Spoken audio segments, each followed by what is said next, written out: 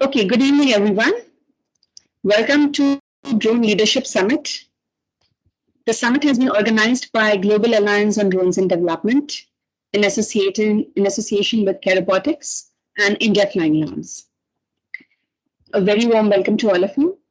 We will be recording this meeting, and this is going to be a meeting. This is not a webinar. This is not a conference. So I really request all of you all to put on your camera and be very active participants of this meeting. We are going to be a very small group meeting. So it's imperative that we all interact very freely with each other and use this platform to know about each other, to introduce yourself, your work, your companies, your businesses, and your vision as well.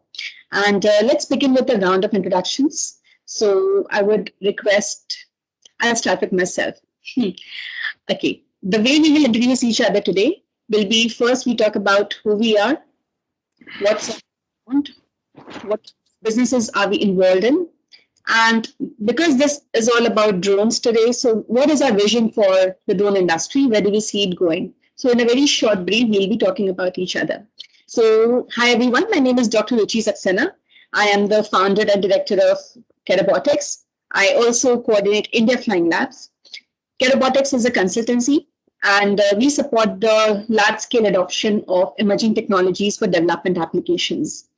We are also hosting the India Flying Labs, which is the India chapter of the Flying Labs network. The Flying Labs are in 32 countries, and we have developed this open, collaborative, crowdsourced knowledge sharing network that we call Global Alliance on Drones and Development, wherein we host courses and we host conferences. We allow everyone to share their case studies and learn from each other. And this is in short about me. My background is I am a doctor. I'm a medical doctor, which has got hooked to technology for various reasons. And I see myself growing as a consultant for some important projects. And I would now switch to the next participant. And I welcome Mr. Raman to please welcome you and introduce yourself to the group. Good evening. Welcome, Dr. Ruchi Saxena and my friends. I think I am the oldest and the youngest person in the team. And I am a cocktail engineer by a typical classical definition. Did my engineering electrical, did my master's in laser electro-optics, then of course my MBA, and I was in the uniform in the Air Force for 25 years. I am a wing commander from the aeronautical branch.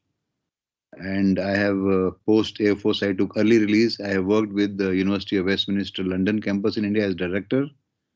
When I was handpicked by Wipro Infotech and Wipro Technology to start their defense consulting, I have also shifted to many corporates all over the world, including India now. I'm based out of Gurgaon right now. 3 years back, I started something which I always was in love with, the business consulting. So I started India's largest think tank on cutting technologies. Of course, 80% there is on the aerospace defense.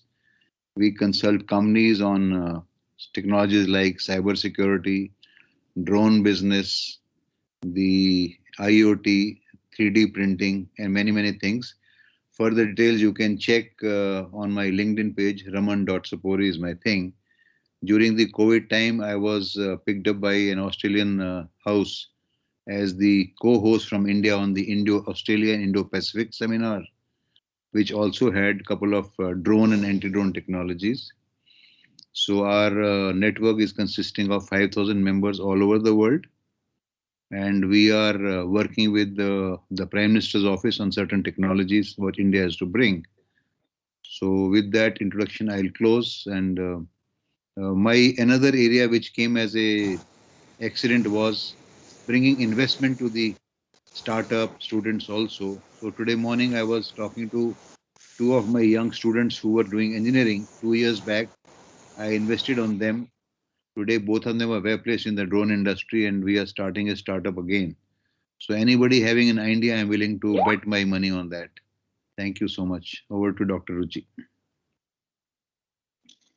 Thank you so much, Mr. Raman, and most welcome. So what do we call you? Admiral, we call you Captain, what do we call me Raman.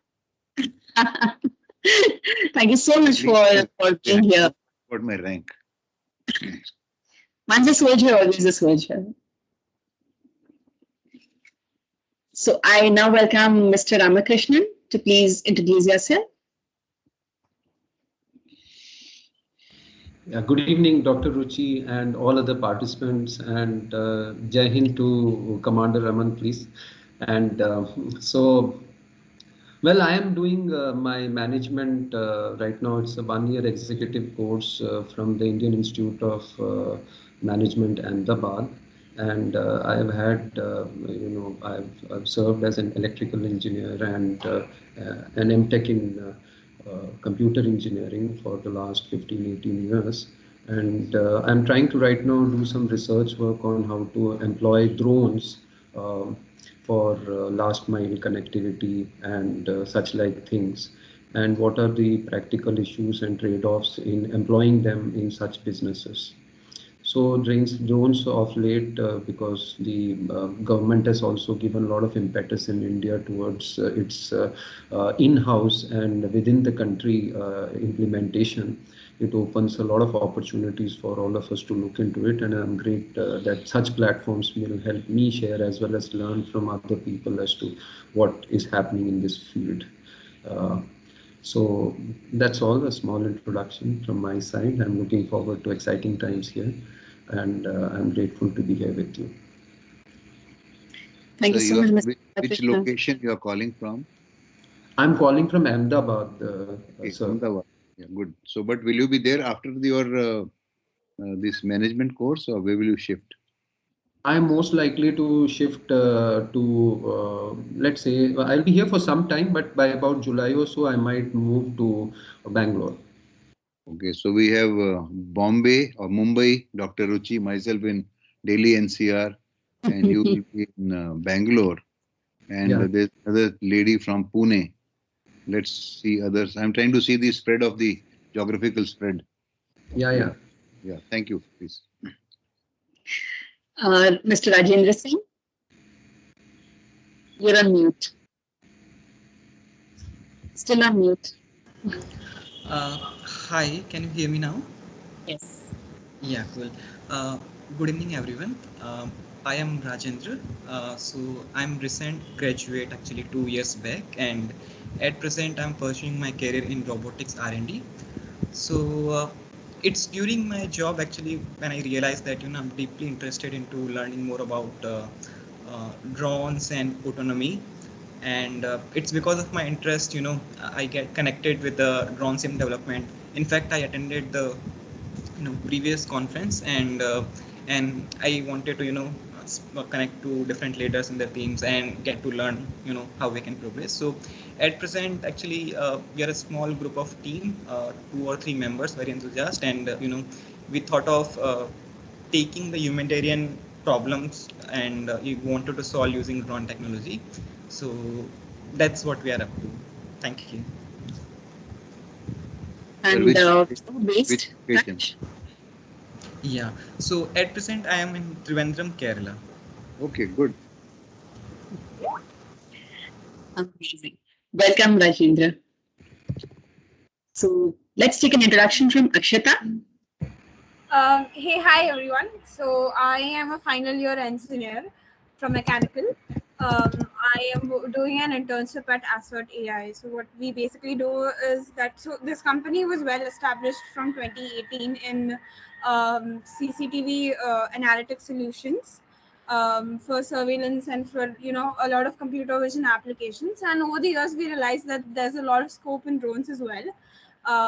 So we're trying to build an R&D team which will be able to integrate computer vision applications on drones and use it for mostly security purposes. And it's really I am really glad to be here. So Akshata, you're still studying and have joined the company as what? At what role? As an intern as of now. Okay, nice. And what's the vision for the future? Um, to integrate computer vision with drones. Great. Very nice. Welcome, Akshata. Thank Let's, you so much for the warm welcome. let's go to Suyash Soni.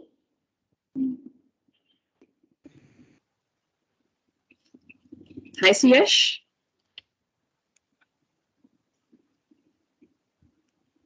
There is somebody as guest user from two numbers, two accounts. I don't know. GU, guest user, two guest user. We have Mr. Suryak and Suyash. Suyash, we can't hear you. Are you trying to talk?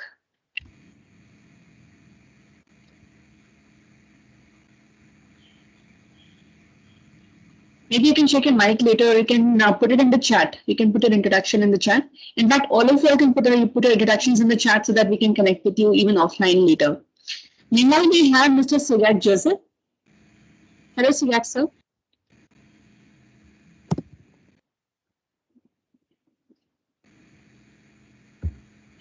Are you there? Not sure. Great. So let's begin our session today.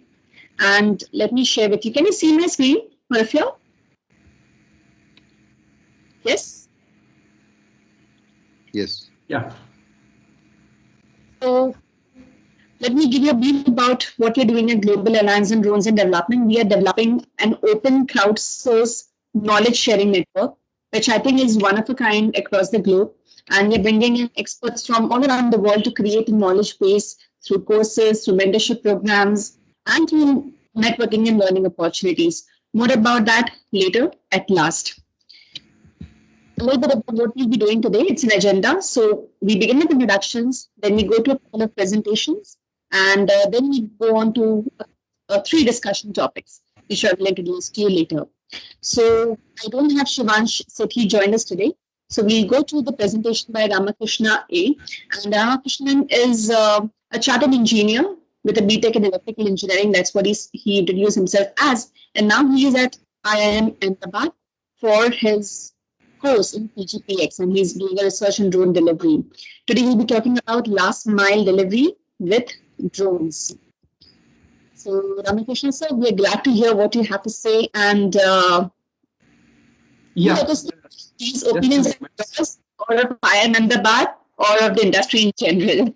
Yeah. So I will just, kind of give me a second to share my screen. Please.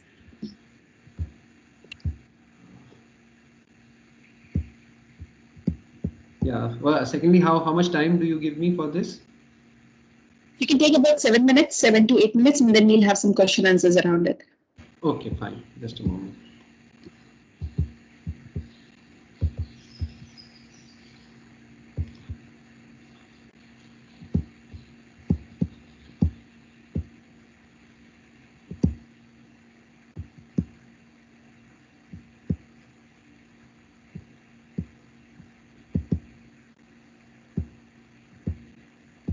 Are you able to see my screen, please?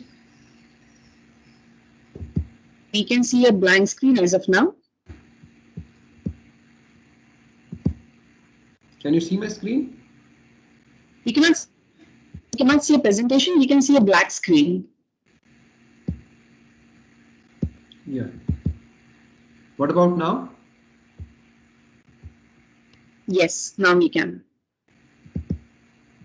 Okay, so the thing is that a lot has been said about the drones over the last few years, especially. Although drones have been very much in news for approximately 7 to 8 years, and because the regulations and the kind of details required for these to work out in scales haven't materialized over the years. Therefore, nothing tangible or nothing, we can't see something that is happening as a routine affair even in our cities or something. Most of the times, drones are being used for certain emergency or for remote area aid measures. So, over the next 7 8 minutes, I'll try to cover certain facets which specifically relate to the last mile delivery issues. I am doing some research work here on how businesses can utilize it for last mile delivery, and whether they'll be prudent. What are the trade-offs in this? What are the variables that they have to consider in planning those things, and what kind of issues and questions they need to find answer to while doing so.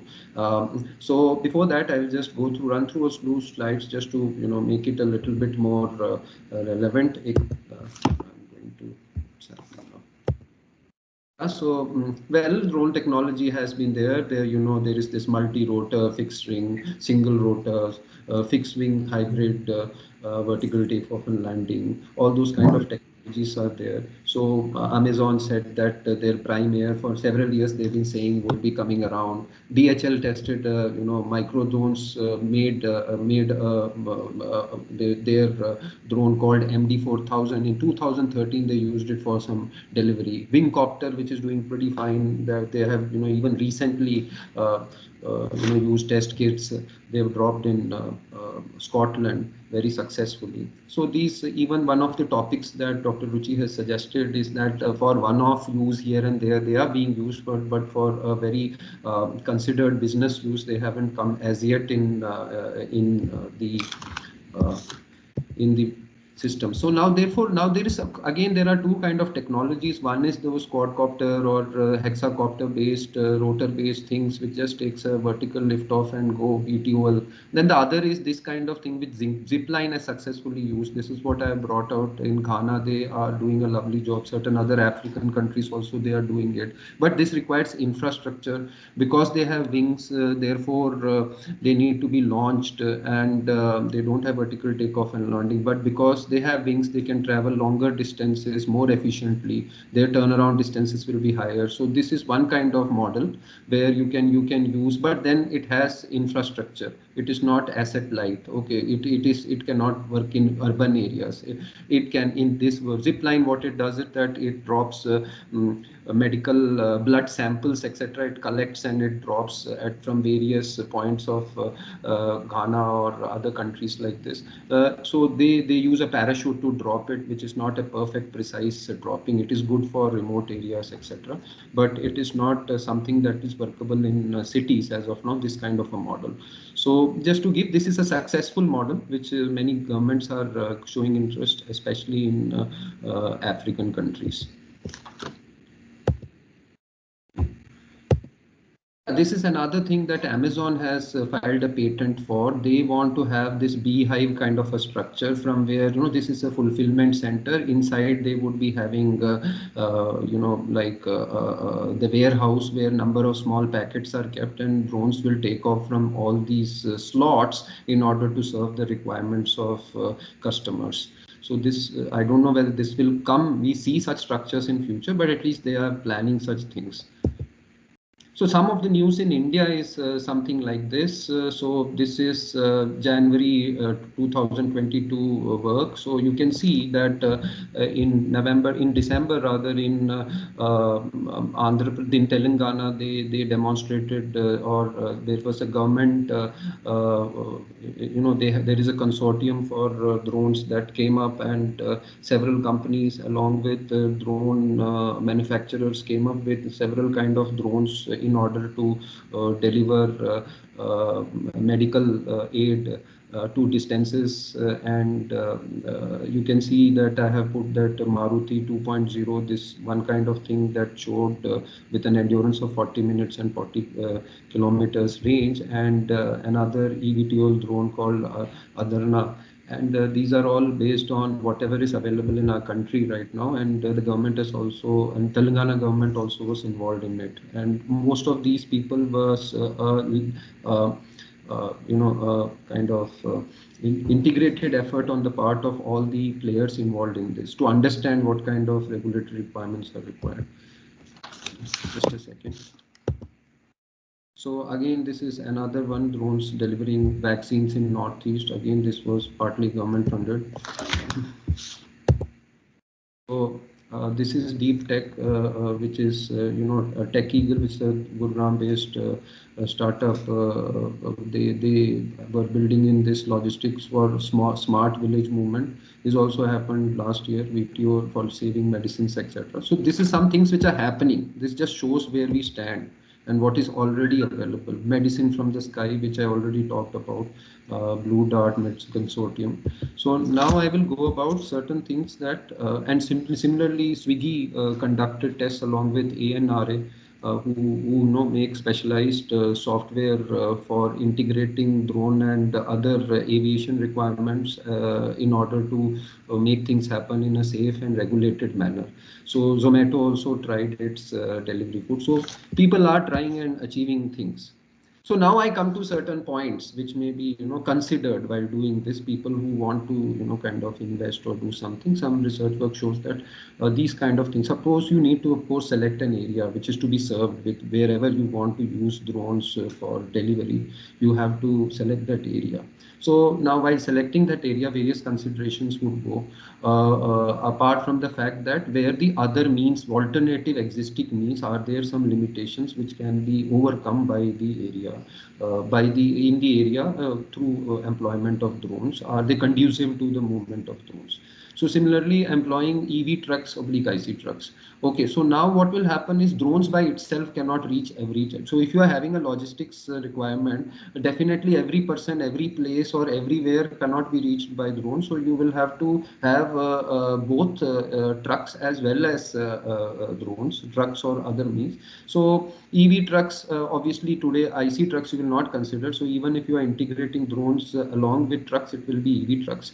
Charging infra, you have to go for it. So how do you manage that? Similarly, you would want to consider whether battery swapping you want or not, both for the drones as well as for the trucks that you are using. So in case you are having, in case you don't have battery swapping, every time you have to charge your battery, your resource cannot be utilized. However, if you go for battery swapping, you need more number of batteries, but you can swap the batteries and keep additional batteries, which actually adds to the inventory of the batteries that you have. Air activity in the region, if you look at it, most of the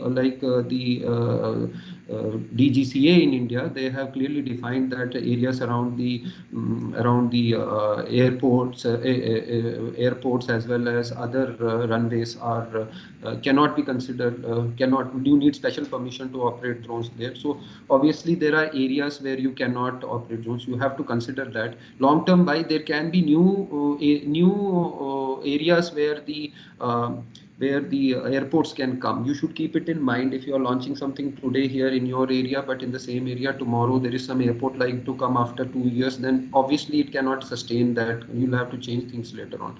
So national, religious, regional and regulations policies in India, most of the policies with respect to drones are in order, but there are certain policies with respect to management of air traffic of drones which are still not fully clear.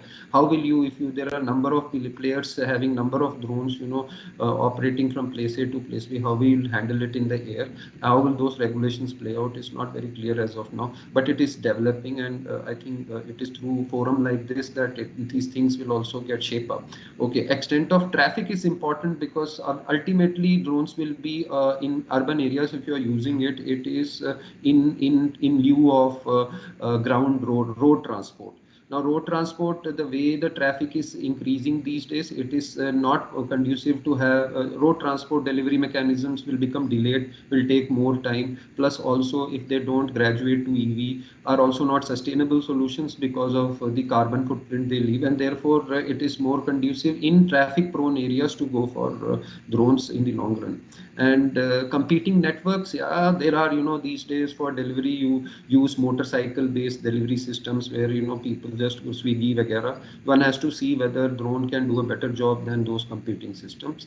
Asset heavy, asset light, I just showed that certain kind of drone usage systems can become asset heavy because you will have to put in infrastructure for what is called using them. You need for standard drones also, or for you need what they call vertiports or drone ports or drone launching centers.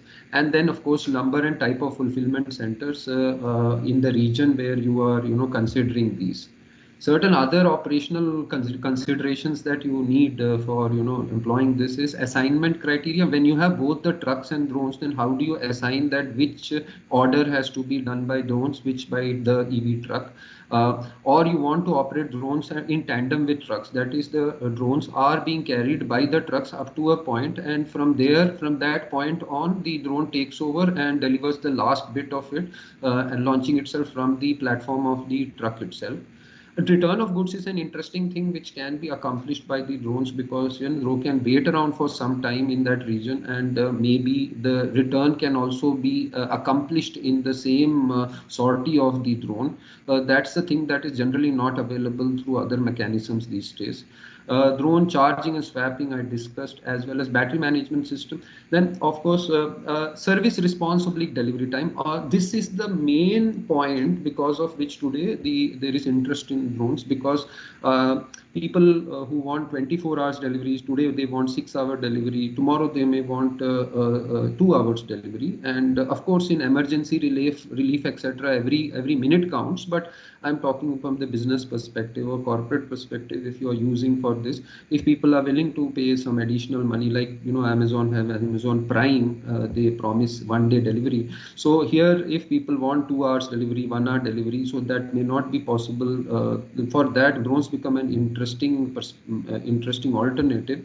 And the service level, I mean, if you have resource, can the demand varies from morning to evening. So at a particular time, demand may be 200 orders. At another time, demand may be 5 orders in a day. So when you decide how many drones to have, trucks to have, will you decide on the basis of 200 orders which come for that 1 hour, or on the basis of five? So service level is of course that whether you should serve at 95% service should be within that 2 hours, or whether it should be only 75% will determine the resource that you have.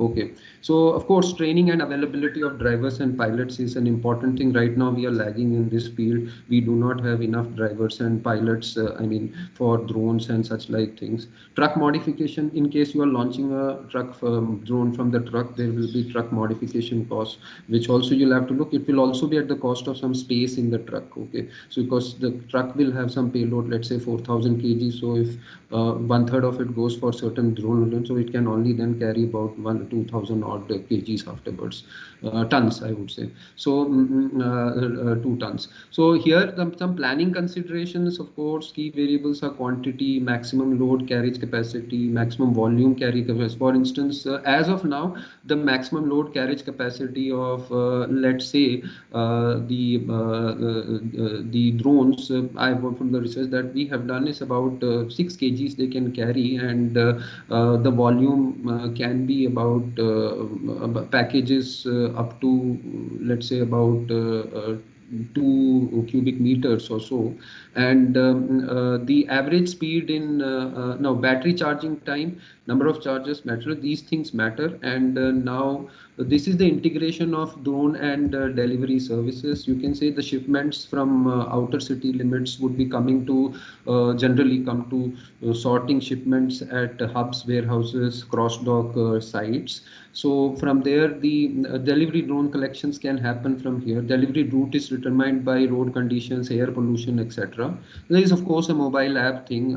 There are some participants here today who are want to work in this domain, integrating like the computer aspects and the app aspects with this thing. This interesting part. There are voids here. So they are here. So and the end customer collects this, then you reroute it, point to point deliveries, and then you come back to this to pick up the next thing. And here we have, so now I'm coming to some barriers to adoption. Of course, technology limitations are there, because as of now, as I see, the limit of how far you can go with a drone for delivery is dependent upon, and the payload that it carries depends very much upon the battery power, and the need to recharge the battery after let's say after say every 30 kilometers or every few hours of running of the drone. Unstable navigation signal due to disruptive environments such as buildings, trees,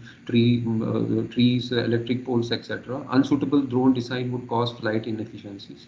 Unskilled personnel, which I already brought out, privacy infringement, and there are several other vulnerabilities. Today, we're not very certain what would happen if I give a very if a drone takes off from here, and it is not under our visual this thing, and it goes to 20 kilometers apart. In between, what happens? We're not very clear and certain about how the things are as of now. So that's about it. I thought I will cover all these. There's a lot to say, but then there's a lot to share. Anyone could connect with me out of the offline to get to know more. I've been fast in certain things. Thank you. Thank you, Krishna. Sorry, there is a music going on in the background. Can you all hear it? So I'll keep myself mute for a while. And Ramesh, so we can see the questions that have been put in the chat and address them one by one. Okay, I'll do that. Sorry, I didn't see the chat at all because I was just going on and on with my this thing. Just a second, I'll just have a look at. How do I have to stop sharing, isn't it? Then I stop sharing and Can you listen to the music in my background? yeah. So people can speak out their questions. I'll be very happy to hear them because then they can articulate it better. Okay. So my question is, it starts with me. Will the zipline model work for a place like India? And if yes, where are the locations where this model may succeed? See, that is $1 million question because that's where you want to invest, isn't it? I mean, anyone is wanting to invest. So the point here is that obviously, first thing is that what the customer wants. If you are looking for normalcy, of course, if the government wants, there are responsibilities of medical care, emergencies, etc. There is no value attached to it because life is precious than anything. Let's just take that subject off now. Okay, so large scale implementation means that customers want it. So now customers want it where today they want that if something they order right now, they want, earlier they were saying aaj hi aana chahiye. So now they are saying ki mere ko 3 घंटे में चाहिए. So now that is where the value lies. So now obviously why is it that people companies like Amazon, they have not still gone to the third tier cities because the numbers are not there. So in only huge urban areas, the numbers will be there for any such, because people also expect this additional service as a near free service. Okay, once they join Prime, then they know that every time they order something, it should come in free. You can, whether it's the order is of 10 rupees or for 1 lakh rupees, that, but then the Prime is that initial subscription is only of 900 rupees. Okay, or whatever. So my point is therefore that the most important thing here is to understand what value does that bring to the customer. The customer should, there will be enough number of those customers in a particular region. In right now it appears to be in urban metros only, that kind of thing. But urban metro brings in more other type of challenges. Today, if you want to deliver something in 2 hours, what they have, micro fulfillment centers in earlier the concept was of only a fulfillment center just around a city, from where the Amazon could collect a day's order, and next day they could optimize the route of three or four vehicles and drop them all around the country or all around that city, whatever is available in those 1 or 2 fulfillment centers at the outside of the city, where you can have large lands devoted to large warehouses. But now if you want 2 hours, then most some of the items which you give in for 2 hours or 1 hour, they should be closer to your house. So they will need very small micro fulfillment centers, which may be my own residence. Maybe I may give it to on rent to them to store such thing, and or my own garage or something they will store, and they, and some motorcycle may people will go and deliver that thing. Okay, so now drones have to compete with that segment. Okay, so they have to make it possible faster, and so I see that the scope is there where the city traffic is pretty much chaotic. Okay, in such places I see that and where you are not close to an airport, or you can't service the places close to airport at all. Okay, so that area, that then you have to take on with trucks. But essentially any company wanting to do this cannot do only drone delivery. They have to do it with truck delivery, because all people in a particular area may not be presently served by may not want to be served by drones, as well as it may not be possible. So that is where the challenges are coming by. And in understanding the business models and whether it appears. For instance, one small thing that we did run was, there have been some tests in UK where this Domino's Pizza conducted some tests. So although drones were able to on an average take half the time only in delivery, 30 minutes delivery time, they took only average 16 minutes for a large segment of people. But the kind of initial investment and other things required in it does not make it right now prudent for them to go for that as a business model. I think I was long, but I wanted to make clear maybe some other questions also along with Dr. Ruchi. Yes, Yes, sir. Mr. Sir, I am talking to you as an investor and Yes, to sir. you and to other people in the panel. Yes, sir. So, a lot of graduate engineers today, whether mechanical, aerospace, are Hmm. getting jobs and then they are not getting paid the right money. Yes, In sir. fact, today the Ola cab driver gets better money than an engineer who's done 4 years of engineering. So, So, as investor, I want to know if anybody in the team has got some ideas, whether in drone delivery or drone services or drone training.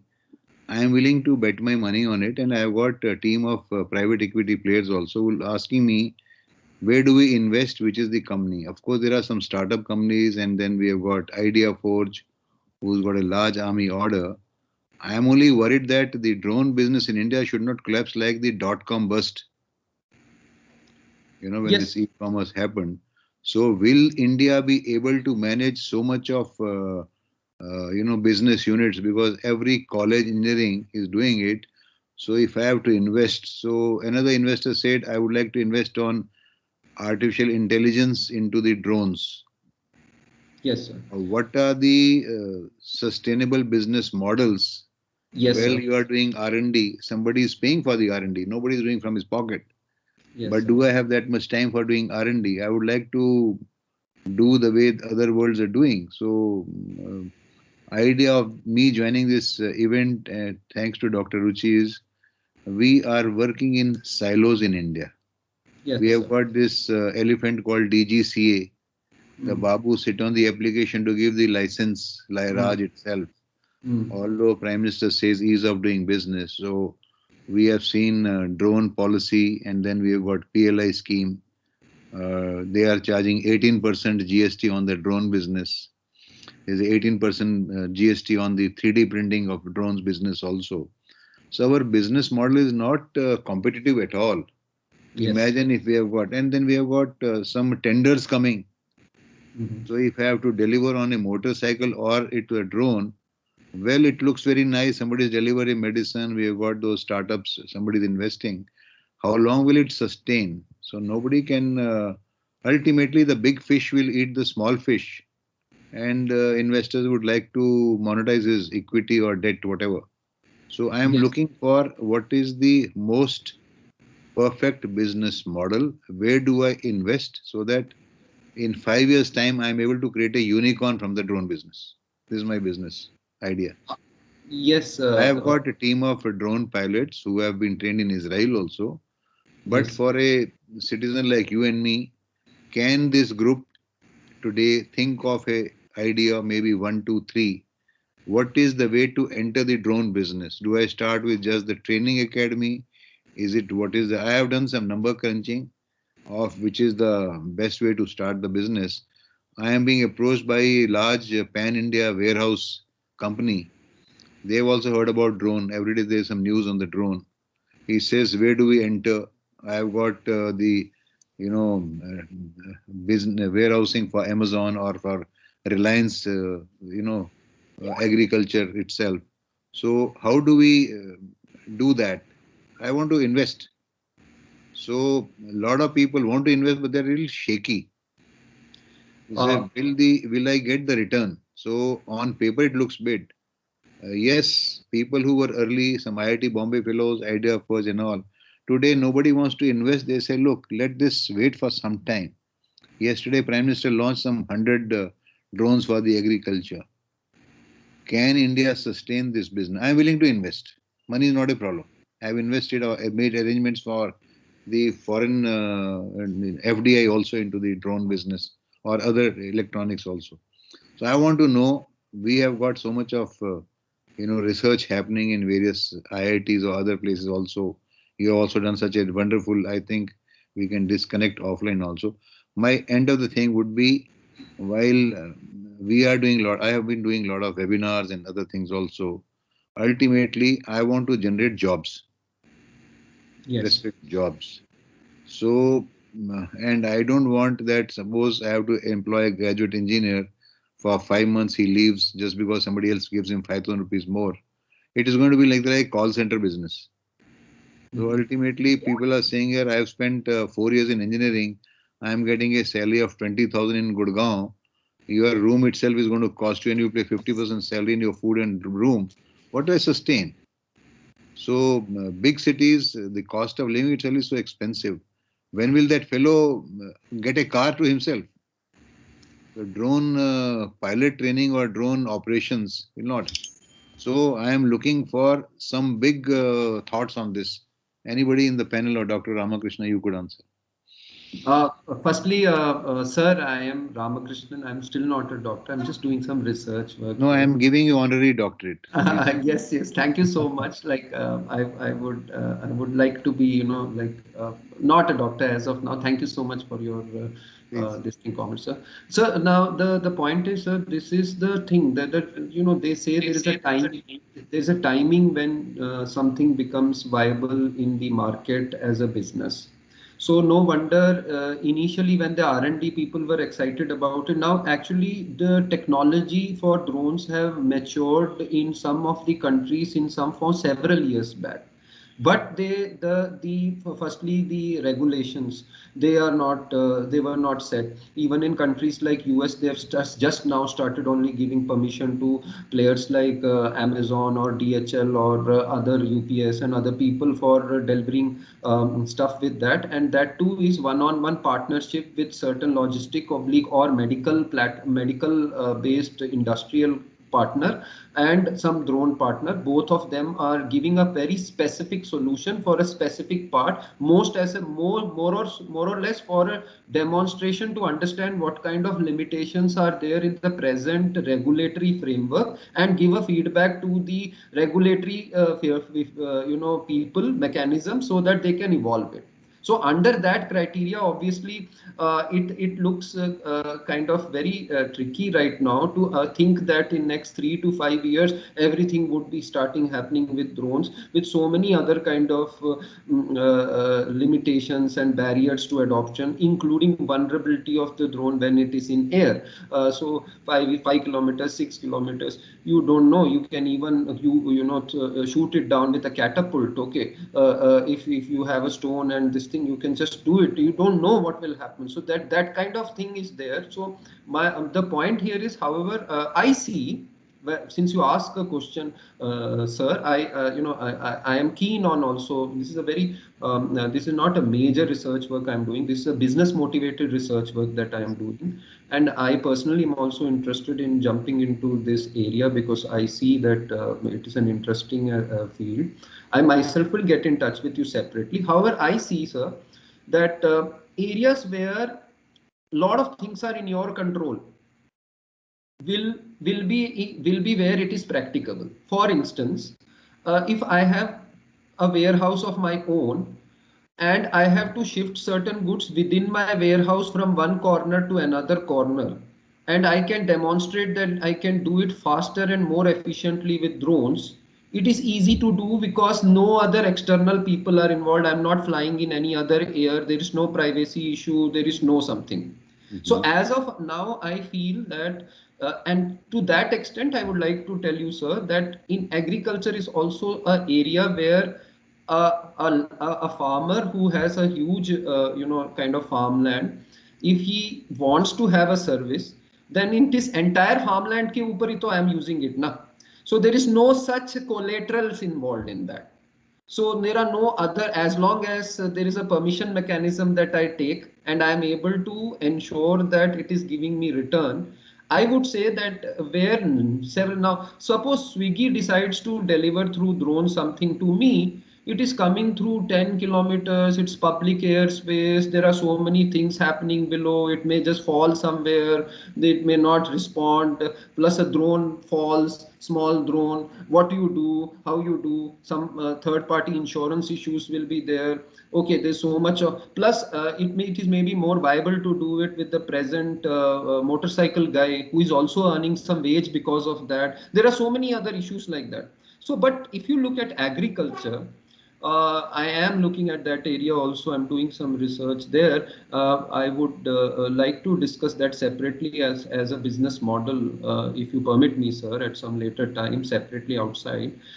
If you look at agriculture, sir, the interesting part there is that everything works for the farmer. Why? Because if you are using a drone-based mechanism for using spraying chemicals, it works for the farmer because hazard usko save hota hai, sir. His health may is getting affected if he is using chemicals by just putting some putty on top of his head and trying to use it.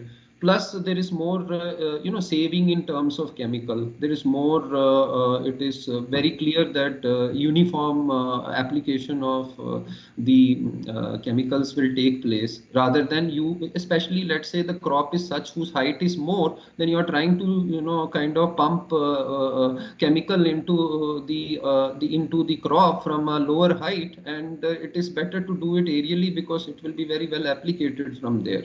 So, but there will be a barrier in adoption because of other reason. Trust, क्या वो काम उतना अच्छा कर सकता है जो हम इंडिविजुअल अपने हाथ में है, मेरी को वैल्यू क्या है, मैं एक दिन में, specially as of now, the people who are owning huge lands, huge farmers, okay, not the marginal or marginal or small farmers are having 1 or 2 acres of average acres of farmlands, but people with say 200 acres of farmland, they are not able to manage every 3 weeks, 4 weeks. They have to again and again apply seasonally apply what is called the chemicals.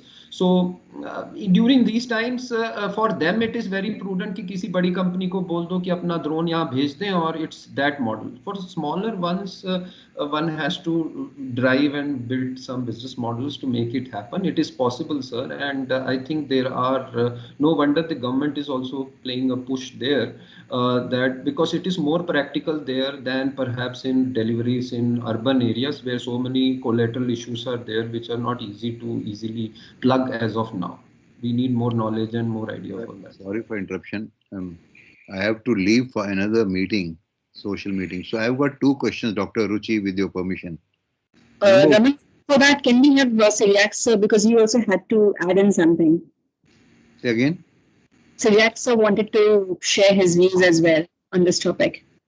Yeah, I've got one sentence to make, if you don't mind, permit me. I lose my thought. Number one was Dr. Ramakrishna. Suppose I give a proposition to Dr. Ruchi or to the team here. Somebody's approached me to invest money into drone business. He says, I would like to invest in packets of 25 lakh each. That is, you give me an idea, 25, another 25, up to 1 crore. So the exercise, it's a tutorial. So where do you think one would invest? Would you invest initial to start with a drone service or a drone training or drone delivery or drone survey, 3D mapping? So this is the question. Second was, there are so many Chinese drones in India from DJI, and people are still importing those parts from China.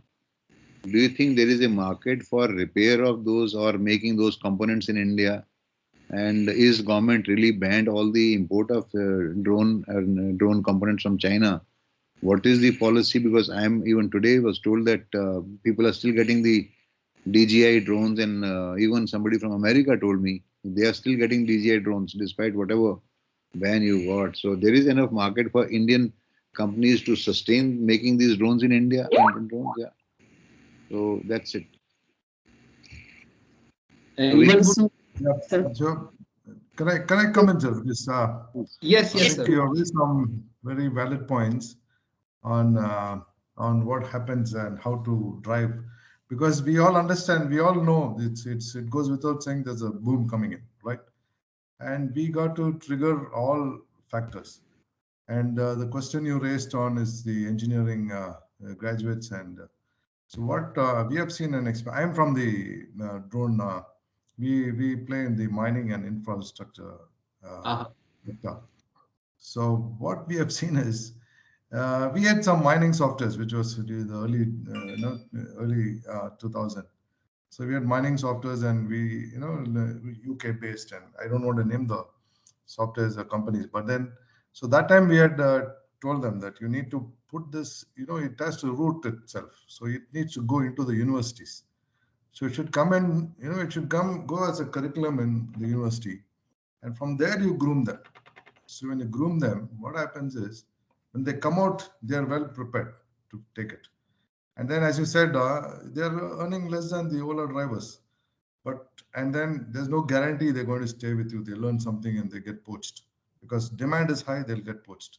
So what we do is, quickly, I'll just finish it off. What we do is we take them as interns and we take lots of 10 or 12 or 15. And out of that, what happens is, so out of that, you will find one or two hanging on. The rest is going, but it's good. They are upgrading themselves. They're putting them. They're getting they're getting placed, and so it's somewhere you're doing something to add to the, to at least complement or supplement or support the demand. So I see that model is something which we should look at and bring it from there, and then let them leave. They have to go on. You can't keep paying them, but there is a space where somebody's paying you. I think that way we should spread it and then take it forward. And then where to invest? I tell you, sir, there's huge. It's big space. So we just got to look into it, see where it is. Yeah. Yep. Thank you. For your 10 packets of 25 lakhs, we'll have 10 different applications. Keep them ready. Always. Yeah. Sir, Siriak sir. Yep. Yeah, so a few days back I was part of some a Sparkathon. That was some innovation hackathon that few Cerebo Spark. This is a new drone startup which is based in Pune. I was interacting with them and they asked me to come and give a lecture on the drone delivery because I'm doing some research there. So I was interacting with those 30 top finalists of so-called the hackathon there, and they felt that as you mentioned right now, they felt that if there is so much scope in drones, then why it's not part of curriculum in colleges and in universities. So that was their first major kind of point, that if drone is the future and automated vehicles etc is the future, then we should have it as a subject and curriculum so that we are able to get immersed in that and probably take careers in that path. And the second thing, of course, was their concern with safety and security and vulnerability of drones when it is being employed for things, because still people feel that वो गिर जाएगा, टूट जाएगा, कोई उसको nap कर लेगा, पहुंचेगा नहीं, बैटरी खत्म हो जाएगा. Such like things are there, which of course with practice people may just lose that fear or whatever vulnerability over time. Yeah. So this is part of any business for that matter. See, it's yet to mature. This sector is yet to mature. So as I told you, we are tied up with an American company called Strios for AI and ML in mining. So what we are doing is we are going to have the basic industry license, enterprise license, and then we are going to have a student's license, a university license. So that is a far more discounted. And then we are talking to the universities to have it. So and then of course the universities will have to set up some infrastructure. They can't go for free. And then that's where they got to set it up and allow crash. Yeah, crash happens. You learn driving. You hit a car. You take a car. You hit somewhere. So that these things happen. So then you allow it to happen. Talk to the universities, and then you can even interact when it comes to applications. And if you need some sort of support to search, you can talk to the IITs. So they can. In fact, we are talking to some of the IITs to interact and to complement each other. Okay, so this is what is a particular application, and they come and they're very excited, and these boys are very very enthusiastic about it. So that way they come in and they know what, they get involved, they plunge into it, and once they plunge into it, then there's no stopping. I'll tell you, I've trained some of these boys, amazing, and I'll tell you the demand is not only India, it's all over the world. So it's very difficult to retain them. They will just fly away. So that you should accept it. That's the only way you can do it. There's no choice. You can't have contracts. You can't, block them once somebody decided to go. And I'm telling you, in 6 months, their profile is going to double or whatever. So that, and you can't keep paying double, triple every 6 months, right? So you just gotta allow it. And then you form a base, a collection of people. So that's something which you got to do. You got to factor it and move ahead. That's what I see. And I told you this company, which was in 2000, still struggling to get even, I think they made hardly 50, 60 license. Can you see that in 2 decades, they made just 60 to 70 licenses. So, which is basically they don't have the right, the base. So that's what we need to do. I think same thing we need to do in the drone sector also. That's very right, sir. Can I throw one more question at all of you? Where do you see the future of mobility? Do we see flying cars coming in? Do we see eVTOLs coming in sooner? What would it take for a country like India to even dream of them?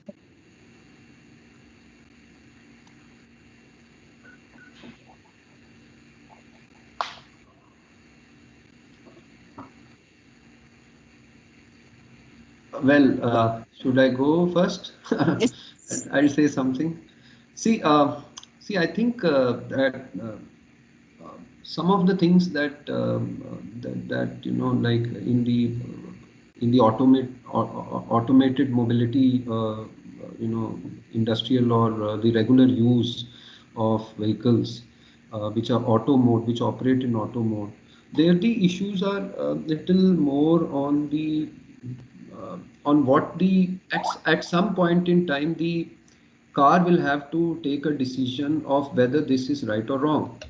So more or so the issues right now is about, let's say a person is car is going and everything is well set, but if some child or dog is crossing the road and on the left side there is another car also.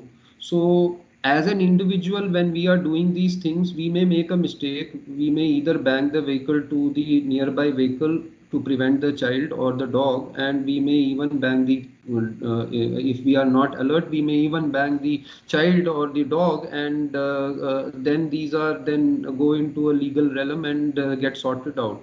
But when a car is asked to take such decisions, so then it is working on an algorithm to decide whether it should bang against the divider or the car onto the next to you, or it has to just hit the child. Okay, now the other car is also automated, which is having some features. So cars are talking to each other.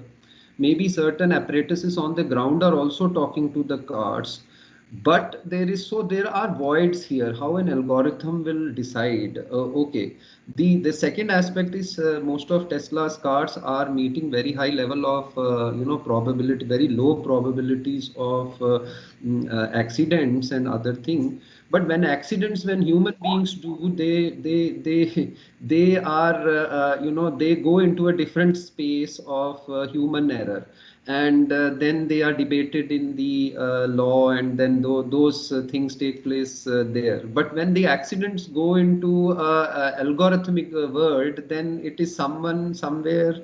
Unless and until these things are very well sorted out, I think those are the barriers right now. The technology barriers are not there. Technology can come in very, very, very, very quickly. Of course, if you have to integrate the technology in a very huge area, like in an entire city, etc., then there have to be a lot of other things into place, which only can happen once you implement it in a city, or if you implement it in the part of city. So that's how I view of it right now.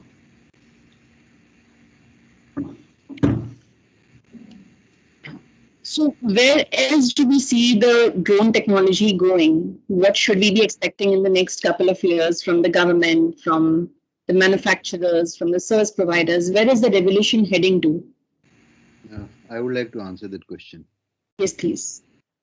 The All India Council of Technical Education, AICTE, should sit across and say what are the subjects which are being taught to the drone engineers, the drone pilots, and the drone service. So some kind of a course. It could be at the ITI level for diploma, and people who are in the design business, people who are in the R&D business, some basic curriculum has to be standardized.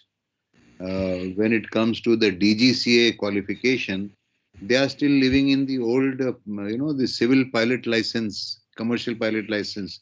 They say you must, and earlier the license Raj was that you can fly drone only with a flying club. How many flying clubs are there in India? So you cannot create a flying club everywhere. So you don't need so much of restriction. What you need is, let's say you want to do the business in a green zone as per the classical definition of 8 kilometers outside the airport. You need basically a classroom for the theoretical training. You need a software for doing the simulator training, and you need an outdoor space of, as per the government rule, 50 meter by 50 meter space. Now, that is where I feel the people who have applied for application to start training have not got their, license. This word license, I hate this word license itself. So the director of DGC, I'm sorry to make it very bluntly, they are sitting on the application. There was a very large educational group who came to us. They applied for the license. Till date, they haven't got application. Now we know that some other state governments were able to manage license, and some people are giving what is called the franchisee model of the license training. I am not sure. And just on the 26th of January in Madhya Pradesh, when the parade was going on, one drone fell. Luckily, nobody died. And mind you, that drone was not even insured. So, despite all the DGs may say, people are still trying. And all the drones which are in India are still not insured. So, what is the sustainable model? My team from the insurance guy said, we want to start an insurance company, drones. Please tell us what is the regulator. He says people are using it. So the application which are being filed in DGS for drone training must be visible on a dashboard. So and so applied this training and is approved. Now the current requirement is you should be 18 plus year, you should be class 10, and you should be physically fit. Now you can imagine what happens. We are talking of people who want to do design of drone in India, make in India, Atmanirbhar Bharat. There is no such thing. So my question would be that this easing of license Raj from DGCA must be cleared and clear. And then some survey of India, some tenders are coming, some state government coming, and everybody is working on the L1. That is the lowest tender. So the business will not invest. So I would like to have T1 L1 concept by anybody and all. There should be standard put. The way we killed our smart city business, we'll kill the drone business also. These are my thoughts, and I'm willing to bet, but that is where three of the people who came to invest, they got worried. He said, look, if they will take 1 year for giving me the training, suddenly one fine day we get a new amendment to the drone. But ground reality is people still haven't got their license for training. So how do I sustain the business if I don't have qualified, people? I'm sure if other panelists can answer this question, yeah. My investor is ready. He says, I want to start the training, but tell me when I get license. On paper, it says 90 days. Yeah, please go ahead. Yeah, sir, I'm answering things because recently I was looking at what are the training facilities on the DGCA portal. And as you mentioned, there are 10 or 12 such academies or some flying training clubs which are listed there, with drones as one of the areas of drone courses apart from other flying courses which they offer. So I looked into talking to few of them just to understand the landscape. And I was surprised that I was expecting that they would be having a lot of subscription to drone courses. But the existing, just because I was just thinking that should people enter into drone training business? Okay, I was just trying to look at an answer to that. So I wanted to say, what about the current training capacities? What are happening there? Are the they are well where the training is going on? So I acted as one potential candidate and spoke to two, three of these setups to understand them. So I don't know whether it is because of COVID or otherwise. They generally run weekly programs and 1 week training program, which has a fair bit of practical training and this training. And in this, after 1 week, if other documents, as Sir pointed out, 10th class document and certain identification verification, they give you this thing. So my point was, and their cost of this thing is about 65, including GST of 18%, etc., is approximately 67,000 rupees per pilot. And that pilot thing is required, of course, if you are using, nano drones. I think it's not required for anything other than that. You need to have that pilot certificate to operate it. So I was trying to say this, look, drones are getting business. So why, I asked these people candidly, why you are having only 4 or 5 people joining in the course when your course can take 20 people or 25 people in one go? Why you are only having 4, 5, 7, 2? So they were a little, what they said was very interesting, and maybe it is of use here to Sir and other panelists here. So one thing is, they said that what companies are doing, although the regulator says that every drone which has to be operated, micro drone and above, for some purpose other than R&D, has to have a pilot, trained pilot. But what's happening is that companies will usually, suppose company has got an order to do some work in, say, Uttar Pradesh government, and they require, if you visualize, they might require up to 40 pilots for doing it, the kind of work or the order they have got. But they are training only 5 pilots and other pilots, and they show those 5 pilots as being the primary pilots everywhere. They do in-house training for the other 40 people. And then they manage it कि क्योंकि कोई आके check तो नहीं कर रहा कि every drone has got one pilot. So that's kind of thing is happening. But these kind of small things will get plugged in case much more the regulatory framework or test, whenever a drone takes off, you need a permission at a later stage, of course. Then a permission has to be accorded for it to take off, and for that, you will have unmanned traffic monitoring and management system in vogue after a few years. So once that comes into order, then the license of not only the pilot, as well as the license of or the approval of that particular equipment that you are using, both will be verified.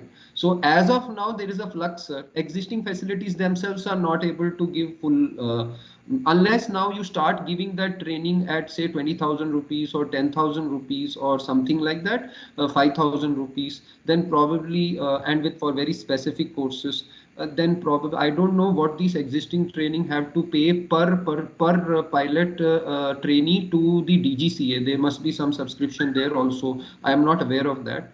That model needs to be checked. But existing resources are so far not being utilized adequately. No, what I have come to know that there is a conflict of interest. Some of the officials of DGC or Ministry of Civil Aviation are themselves running drone academies. Aha, sir. So what is happening is they are not letting other applicants to get their application approved. It is like in good old days when there was this, railway reservation system. आपको seat मिल गया, आप किसी और को मत बैठने दो. So यही हो रहा है market में. So what I'm saying is we need to have awareness. See, my maid has got a son who's doing class 12. I said, बच्चा तुम आ जाओ, I'll pay for your training. So the maid's father said, this husband asked me, भैया मैं तो 40,000 खर्च कर दूंगा, 20 आप दे देना, लेकिन मुझे नौकरी कितने की मिलेगी?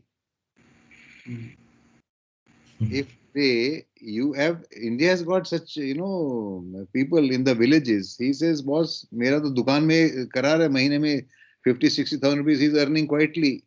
So why should he pay that 67,000 rupees without any assurance of the job? So there is no assurance, sir. That's what I'm saying, sir. What I found is companies, if they get some people, there is a big use. which is there in the open source itself. Nitin Gadkari drone news. He says India needs 500,000 drone pilots. Now, if you work as per that, a foreigner will say, okay, let's say average of 50,000 rupees per candidate is the fees. And suppose I am training, let's say 50,000 pilots per year, it's a big business. Then Yes, I would.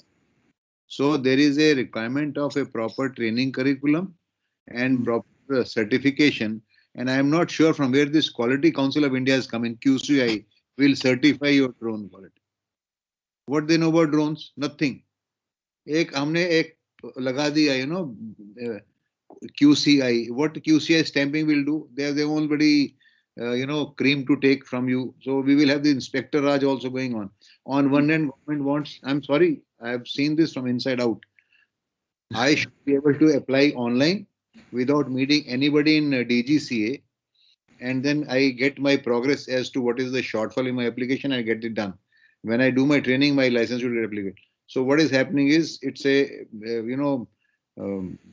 plain blunt fact. If we have to generate jobs, India has got a huge potential. We will miss this bus, Dr. Ruchi, while you are training people outside. So everybody else is doing quite a lot of work. But India will miss the bus if we don't do something in the next 6 months, because investors are today very, knocking at the door. If says nothing is happening, chodo yaar, kuch aur kar lo. Sorry, I am being a little pessimistic, but investors are knocking at my door. I said, boss, kuch aur kar lo, drone mein mat karo. नहीं Same sir, thing. आपके investor को खाली नहीं जाने देंगे sir, हम हैं ना सर, आएंगे सर पीछे Sir, you will be surprised. Telling you, आप आएंगे सर, ऐसे नहीं जाने देंगे tell sir. you, I had an investor 4 years ago wanting me to take over as president of the regional connectivity airline. He said, I want to start this, Udan scheme. He had this Lockheed Martin M18 19-seater aircraft. In India, only 2 aircrafts are approved by DGCA. One is the Dornier by HL Kanpur, and this Lockheed Martin, it is made in Poland. That is approved by DGCA. So my investor was willing to invest up to 1,000 crore to start this airline from Chandigarh, go to Vaishno Devi and other places also. All these people who come from Punjab have to catch a flight in Canada, or they come back, they have to spend a day in Delhi. He said, we'd like to take them in the RCS. So we met this guy in KPMG who wrote this document on RCS policy. And now he is a joint secretary in the Ministry of Civil Aviation. I will not name the person. You know whom I'm referring to. He says, sir, 1,000 crore, don't waste. Keep it in the bank. This policy will never take off. I said, sir, you only wrote the policy. He said, because government is full, they gave KPMG 20 crore to write the policy. हमारा जितना policy है ना, ये foreigners बना रहा है. Ernest Young, KPMG, this PricewaterhouseCoopers, others. All these policies written by the people sitting in USA. No Indian consultant has written any policy. They do this meeting. Ultimately, somebody sitting across the 7 seas writing our policy. We have to write policy which is applicable to us.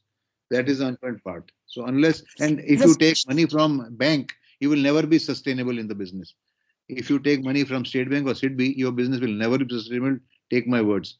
You have to have funds which are available, affordable. Otherwise, आप bank से loan लोगे तो आपको मिलेगा नहीं. Today, the banker does not know what is drone business. He doesn't know how to fund you. Sorry. He said, I don't know. Give me the collateral. You take collateral, what will you do? You will get out of your house. Dr. Ruchi, I have to leave. So I will take. We'll take a wrap now. And No, in madam, I just Madam, one thing, sir, Raman sir, before you leave, sir, can you just leave your contact details, sir, so that I have we written could. the chat box. You put it, sir? Yes. My phone number also, WhatsApp number. Thank you, sir. I will just try to get in touch with 24/7. Yes, my sir. time zone is 24/7, but just give me a tinkle.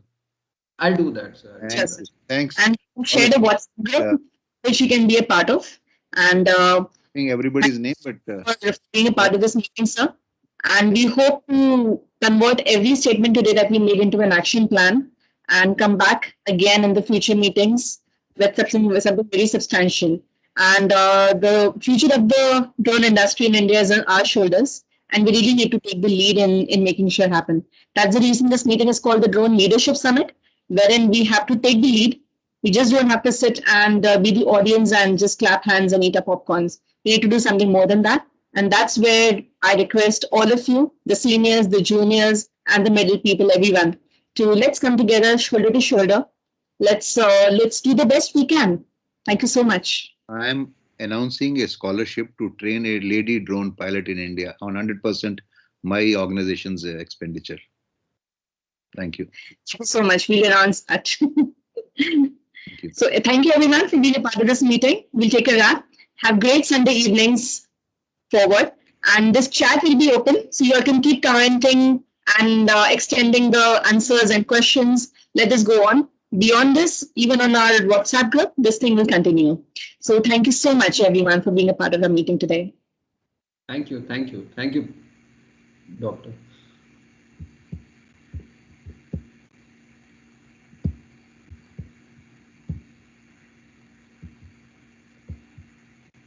Thank you. Thank you.